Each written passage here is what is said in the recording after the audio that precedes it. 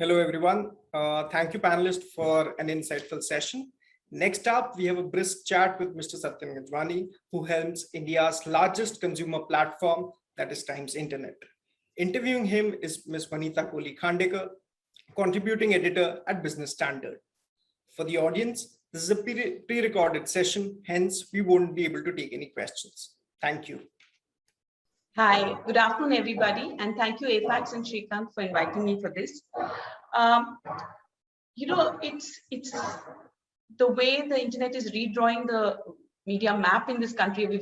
I'm just fresh from reporting on the Sony Z deal and all the redrawing of the media map that's happening. But there's one of the biggest players in this space is Times Internet, and because they come from such a legacy media background that we don't think of all the brands that we are using there, which is Ghana or MX Player or a whole lot of the other brands. And today I have with me Satyan Gajwani, who heads the business for Times. Satyan, welcome. And my first question is, why are you sitting in San Francisco and running a business in India? And what is this thing? I mean, Sunil Ryan of Hotstar sits in the what is it, West Coast, East West? He also sits somewhere there, I think. Why are people running businesses in India out of the valley, wherever it is they are? Because we like to stay awake all night and sleep all day. So that's the obvious answer. No, I think that number of factors brought me out here, some personal, some professional. But I think a lot of it really has to do with the architect, which I think was what enables it. So to give you a sense, I took over as the CEO, I think in 2012 or 2013. Fast forward now over the last 8 years, we've really reconceptualized organization architecture heavily. And so one of the strong premises I had when I took over was that there can never be a single CEO of Times Internet that can run everything, because we are in too many varied domains, from real estate with Magic Bricks to music with Ghana to personal finance with ET Money, obviously news with TOI and ET and whatnot. And so, one of the core elements of our organizational structure is a very, very high degree of federated authority down. And so we functionally think of ourselves as having a group CEO and then having 15 CEOs that are running each underlying business. So the benefit of that model is that if it's working the way we believe it should, with the degree of ownership at that underlying asset level, then the operating role requirement at the architecture level is substantially less. And so I'm very, very fortunate today that even if I'm sitting in California, or if tomorrow I'm sitting on a beach or whatever it may be, Times Internet is firing on all engines, because the teams that are really running the underlying business units have more ownership over the success or failure of their businesses than I do. And so that architecture is what allows us today to be competitive on such weirdly different fronts, right? I mean, we are, the market leader when it comes to real estate classifieds, and yet we're creating original shows on MX Player, right? Vastly different skill sets, and a singular centralized organization architecture would never be able to effectively address that. Sounds idyllic, frankly, but maybe I'm a Luddite when it comes to space and time. But you've brought it. We are speaking like the converted, but the fact is, a whole lot of people don't know. I just wanted you to quickly take us through where it is that Times Internet is right now. Right. And what are the big, your view, especially as someone who sits and who runs this federation of united businesses, so to say. How has your view changed? So let me give just a very quick background. So Times Internet is the digital arm of the Times of India group. It's about 20 years old as an entity. I think in the first phase of it, we thought that we were going to be the internet. So we ran any and every major asset. This is probably 2000 to 2008. 2008, the world falls apart. We cut spending pretty heavily. And I think we go through a period of trying to figure out exactly what our new identity would be, recognizing that we're starting to see really strong emerging startups in specific verticals, whether it be at that time, Make My Trip and Travel, or Flipkart and Commerce and whatnot. Okay. By 2012, when I took over, I had a very strong view that we needed to have a very strong and diverse footprint, well beyond what most news companies do, which is really running their traditional brands and their digital format. Because our job is to be the most relevant consumer company in India. But the ways in which we have to attack that have to be very different. And so really there were three major changes architecturally. And then I can tell you a little bit about what we do today. So one is we broke up the company. Like I talked about, we really built up these independent cells. Second was culturally, we rechanged our leadership profile from people with backgrounds in brand and marketing and content and FMCG, like our traditional media leaders, towards people with backgrounds, right? And that's when you yeah, and to give you a sense, exactly. So I'm a math and computer science major from California. So for me, that's more my DNA, you can say. Okay. So the leadership shifted to becoming a lot more product, technology, entrepreneurship. Okay. And then third was we said we're going to look at each business and either we think it's going to be a winner, we'll double down or triple down, and if we don't think it is, we'll gracefully exit the space. Okay. And so a very dispassionate view about making sure that we are backing an ecosystem of winners rather than sort of doing things because we've been doing it. Okay. The other element of it was that we bought a lot of companies along the way, and M&A was a very critical part of expanding our ecosystem. So the net result of it is, what do we have today? Times Internet has two major arms. One is the media side, and then the other is what we call the services side. So on the media side, we have four major verticals: news, obviously no TOI, ET, but a number of digital first brands like Men's XP, iDiva, India Times, etc. Sports, primarily the main asset there would be CricBuzz, which is kind of equivalent to cricket in India. It's actually searched. The term CricBuzz is searched in India. It's that large. Okay. In the music side, we run Ghana. And then on the video side, we run MX Player and MX Takatak in the premium long form and in the short form video segments. So across these four verticals, that's our media ecosystem. We reach about 150 million daily users, 600 million monthly users.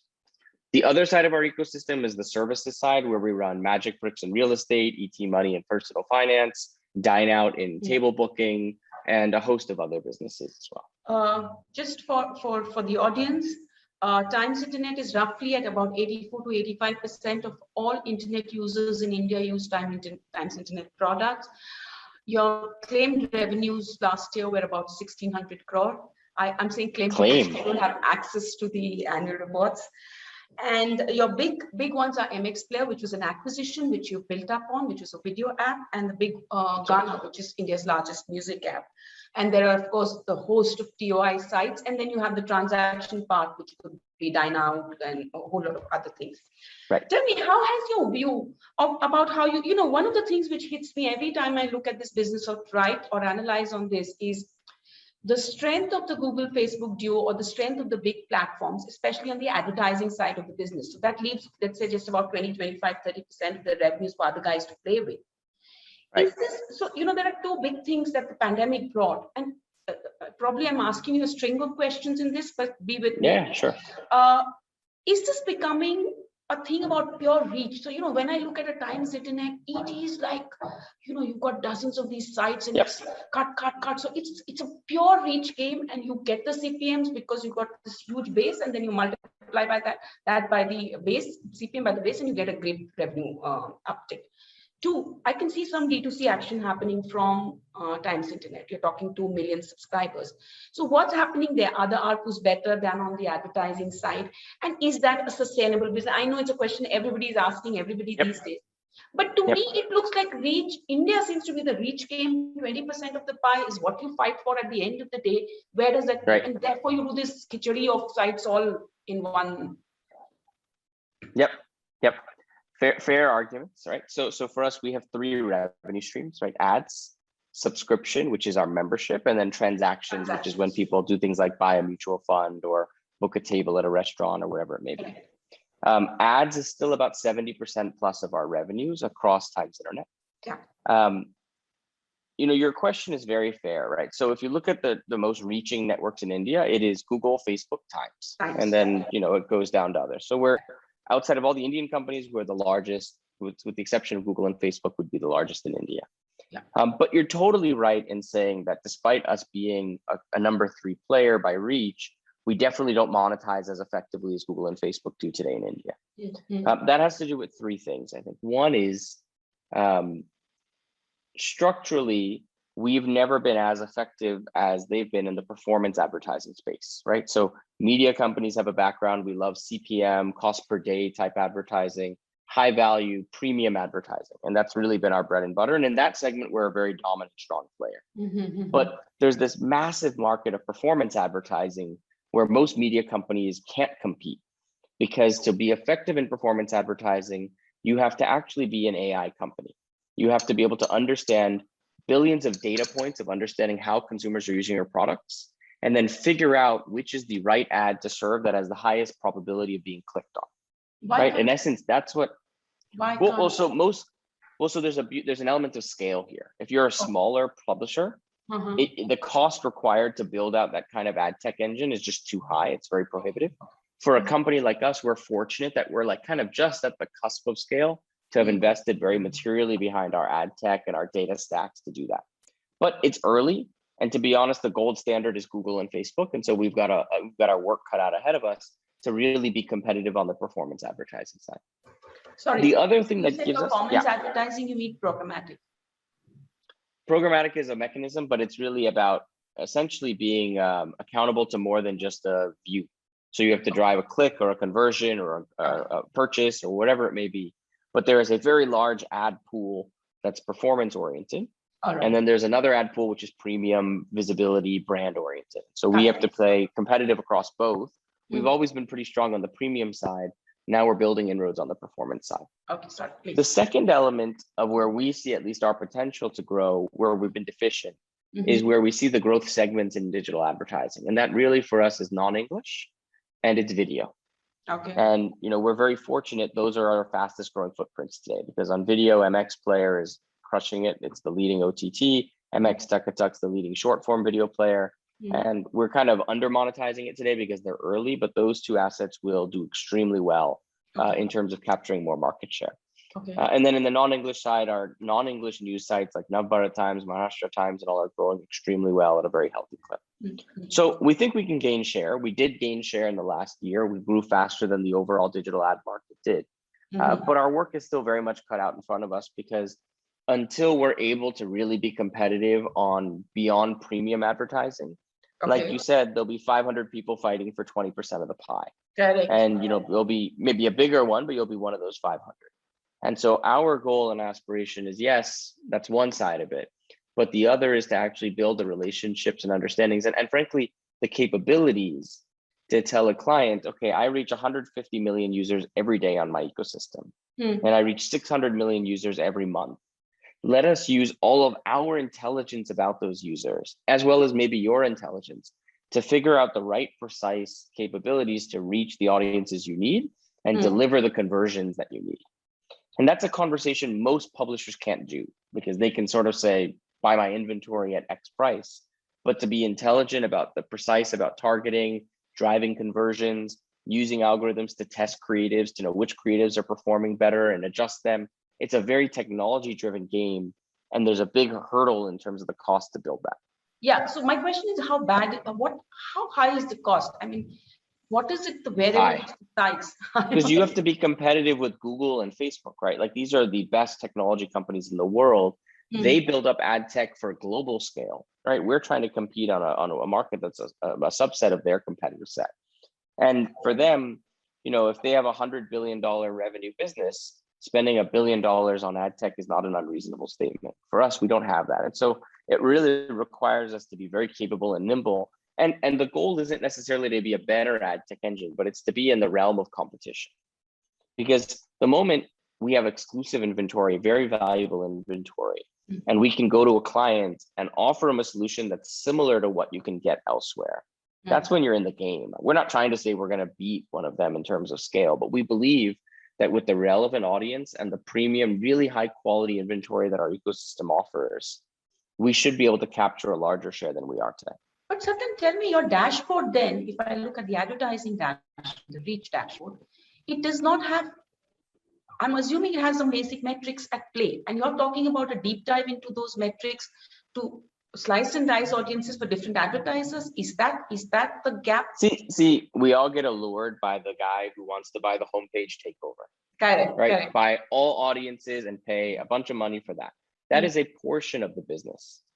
The really powerful portion of the business is when you can go to the client who has a 10,000 rupee budget and be valuable for him, not just the 10 crore budget. And so it's really about serving very different audience segments. Of course, yes, being able to offer that big across ecosystem, 100 million daily user delivery ad package, that's very powerful. And it is a major component of our business. And one of the things we're doing, which we've never done before, is actually offer it at a Times Internet level.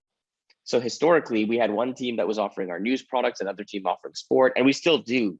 But for the first time, just in the last few months, we're actually unlocking a TIL wide package to say, okay, across all of these premium experiences, reach 100 million or 150 million people in a single day. And outside of Google and Facebook, no one else can do that. Okay, stepping on the D2C side, on the pay side, I mean, where are these 2 million coming from? I'm assuming some of it is blended MX player guys. Some, I don't know if Ghana has got some element of, but where it's coming from, is this sort of, I have had a conversation with Puneet recently for another piece that I'm working on. And he was also talking about how all publishers are struggling with figuring that out. What's your experience been like, and are ARPUs better? Do you see any traction there in India? Yeah, so it's early. So to give you just a high level sense of the strategy, we reach 600 million people every month. I think in a few years, even if we don't want to, we'll reach 800 million people, right? Growth on audience at the high level. You want to. I mean, it just sort of happens, right? For us, for big media ecosystems like ours, it just grows. Yeah. The question is, you know, if you look at the ad ARPUs for us, especially in a market where Google and Facebook are so strong, there's only so much you can make on the advertising side. At the same time, we are not a UGC business. We invest into high quality journalists. We invest in high quality music. We invest in high quality producers and productions of content. We produce best cricket commentary in the country. And so we've always been, our DNA as a company is around premium media. We are not the UGC cat in the tree videos. And so the challenge is, I can get some premium on advertising on the back of it, but it doesn't necessarily cover the cost of running a really vibrant journalistic, editorial, creative ecosystem that we run. And so inevitably, premium content across the world, whether it be in news, music, sport, video, which are our 4 verticals, have all developed a subscription tier to them, right? You have Spotify and music, you've got Netflix and video, you've got ESPN Plus in sport, and obviously you have a New York Times, et cetera, on the news side. We are very, very fortunate that we essentially run all of those companies in one vertical, in one company today. And so I would say we're at stage 2 of a 10-year, sort of stage 2 of 10 in terms of our maturity. But every one of our premium segment businesses is now thinking about, how do I make a meaningful direct-to-consumer subscription offering? In addition, we are fortunate that we have the ability to do bundling in a way that others can't, which is that we can actually say, pay once, pay for all of them in some capacity. My personal goal is, if we have X bazillion million people coming to our ecosystem, how do I get a subset of, let's say, 5% of them to value their relationship with us enough, and us provide enough value back to them that they want to become paying members and subscribers? And if they are, we'll give the house worth of benefits. We'll produce even more exclusive content, better content, whatever it may be, across our verticals. But you know, we think of it as sort of an opportunity for us to build a revenue stream that lets us reinvest back into what we're doing. You know, speaking of investment, there was some talk about you guys raising money. Are you raising in the process? Is there, and also, you know, I mentioned the Sony deal in the beginning with the purpose, because the fact is scale is going to be more and more and more critical as we, because ultimately you're fighting these 4-5 companies, Apple, Amazon, Google, Facebook. I mean, whichever part of the globe you work in, you need to be 10,000 crore, 20,000 crore to even take them on, like you mentioned, for AI or anything else. So where are you on capital? Are you looking at raising some? And is TIL part of Times Group, or is it TIL? Right. So it's 3 questions. So Time out as independent management. Second is, we have raised money in some of the underlying businesses. So Ghana raised money and MX Player has both raised money. And opportunistically, we have thought about potential situations to raise money in specific verticals. We've also exited verticals. So you would have seen recently, we sold Grade Up to Buy Juice. And we felt that was the right home for it, for the ed tech space. So, you know, we're not averse to looking at the right changes in our capital structure where it makes sense. Okay. We have had conversations, and we are always considering what are the right ways to finance the growth things we want to do. At this point, I can't say too much about it. We're engaged in different possibilities, both at federal levels and potentially at a Times Internet level. Tell me, what is the? I think I have a couple of minutes more, but what is the big goal? I know there was this big goal in your the stuff which Yashmin sent me about 1 billion users and so much in it. But really, what's the big goal here? 1,600 odd crores. I'm going by Comscore data for July. You're at about 400 million monthly. You're nicely situated, but what's the big goal? Let's say 2 years down the line, what's the three? So just to give you a sense on our journey, right? Step one was have assets that you felt proud about, right? We invested in, exited, bought into, but we built an ecosystem of assets that we really believe in and love. Second was, how do we build a dominant position on the media side? We've done that, right? Today, outside of the Google and Facebooks, nobody else comes close to us in terms of the scale of audience we've built. The next phase for us is now, how do we milk the ecosystem? How do we monetize it better? So one is on the ad side, figuring out how do we take more market share and increase our revenue per customer. And that's going to come from better ad units, growth of video, and performance. Second is, how do we build up a real subscriber base? And then third is, how do we get some of those transactional businesses that are relatively less mature for us, things like Dine Out and ET Money and those in the transactional space, how do we ramp up their growth to become a larger share of our business? You see, if I put it in one sentence, I want to make 5% of our users spend some money with us somewhere, whether it's that they value our media ecosystem enough that they want to pay for access to that. Maybe they find us to be a great enabler for them to manage their wealth and buy mutual funds and insurance products. Maybe they want to help us to help them book their next table at their restaurant or find the best place to go out for a drink. Whatever it may be, my goal personally is, alongside building a strong media and an advertising business, how do we enable our customers better, right? Rather than just being a place where people consume content, how do we be a place that actually provides utility in their lives? And if we can do both of those, I think it's a very powerful, high loyalty, very unique ecosystem that we're building out. Isn't that what most media companies are attempting? I mean, even if Amazon is selling shoes, they are getting stickiness for video. So, I mean. No, so you have commerce companies entering media. That's true, right? Amazon has obviously entered Prime Video, and we've seen those types of attempts. It's a lot harder to go the other way. Most media companies don't have the competencies or capabilities to be competitive beyond their core segments, let alone other segments of media, right? We're across, right? You don't see a video company entering news and a news company entering sport and a sport company entering music. We're, right or wrong, we're across all of these, and we've become competitive across all of them. Then there's the other side of the business, which is we're in real estate classifieds and in personal finance and in restaurant table bookings, and these are spaces that most media companies wouldn't even consider, let alone venture into.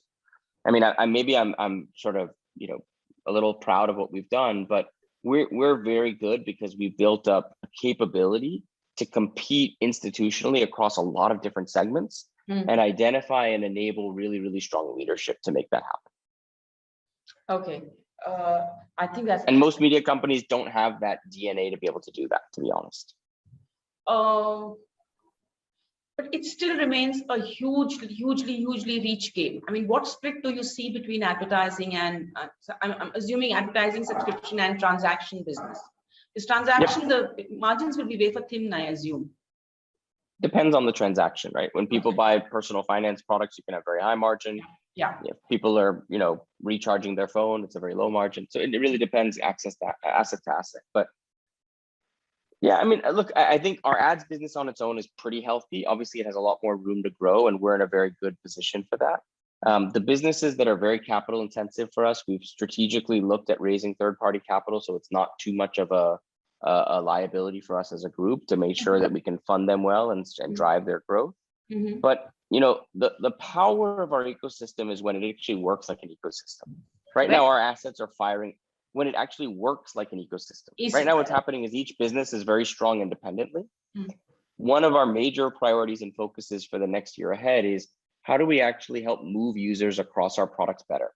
how do we figure out who on TOI is going to be the right person to consider upselling them to use Dine Out, or someone on ET who's a right fit to potentially buy their first set of mutual funds online, and really think about how to move users across our ecosystem effectively. Because if we can do that, then that's a very powerful moat, right? It's a way for us to sort of create ecosystem value, not just individual asset value. Correct. So there's a gated thing which sort of you can leverage much better. Great.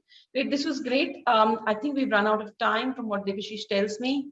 Thank you so much, Satyan. Unfortunately, this is not live. We're recording this, so I would have loved to have taken questions, but this is where it is. Thank you so much. Nice talking. Well, that's the California liability. It'd be 4 a.m. for me. So thank you for not asking me to stay up that late. Okay. Ciao. See you. Bye. Nice to see you, Bye. Vinita. Bye. Thanks, Devashish. Thanks.